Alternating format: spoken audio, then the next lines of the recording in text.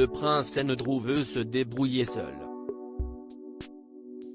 Et surtout sans sa mère. Depuis le mois août dernier, le duc d'York fait l'objet d'une plainte pour viol, déposée par Virginia Roberts à New York, pour des faits qui remontent au début des années 2000, lorsqu'elle avait 17 ans.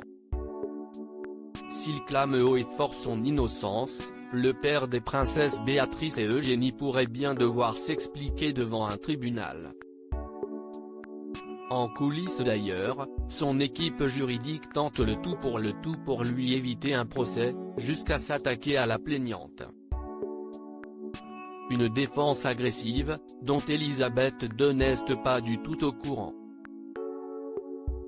En effet, selon les affirmations d'un proche de Sa Majesté, le prince Andrew aurait décidé de la mettre de côté. Des sources affirment que le duc d'York a été moins que communicatif avec sa mère sur la façon dont il compte se défendre contre les allégations de Virginia Giuffre. Tout le monde, même au sommet de l'État, a été laissé dans le noir, assure l'une d'entre elles. Le fait qu'il y a eu peu ou pas de discussion avec les membres seniors de la famille est tout simplement ahurissant. Pourtant, Elisabeth II serait prête à l'aider. Notamment sur le plan financier.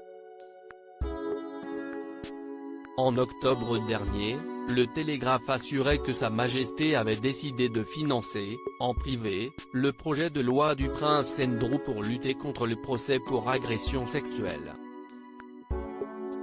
Pour cela, la monarque aurait dépensé des millions de livres, car son fils ne perçoit aucun revenu depuis qu'il a abandonné son rôle au sein de la couronne. Le duc d'York a toujours fermement nié les accusations portées contre lui, notamment dans une interview catastrophique accordée à la BBC en 2019. « Je peux absolument vous dire que cela ne s'est jamais produit », affirmait-il. Prince Andrew, quand sera-t-il fixé ?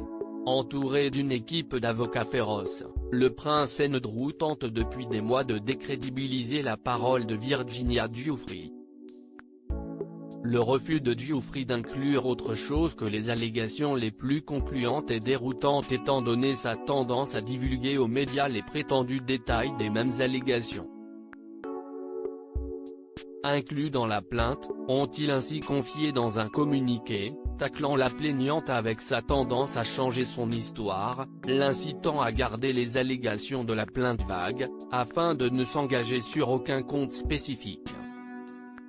Les avocats du prince Andrew ont accusé la plaignante de mentir car les souvenirs s'estompent, de faux souvenirs sont créés et des témoins meurent ou deviennent indisponibles d'une autre manière.